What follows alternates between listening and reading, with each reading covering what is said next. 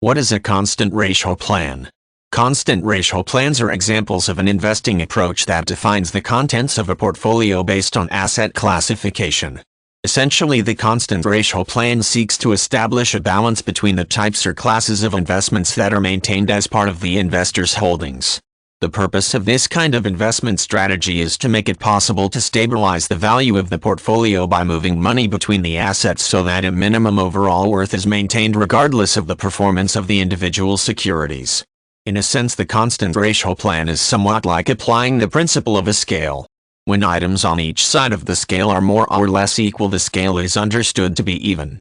The same is true with a constant ratio plan. When all the securities are maintained at a certain value per class or type of security, the portfolio is balanced and considered to be even or level in nature. If one security begins to underperform, this throws the portfolio out of balance and requires a redistribution in order to regain an equitable level of allocation per security.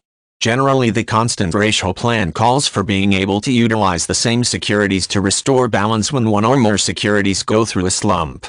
This is accomplished by moving money associated with other securities in the portfolio over to cover the losses generated by the underperforming securities. Just enough is moved to restore the balance and help to cover the downward trend until it is clear whether or not the security will recover and begin to rise again.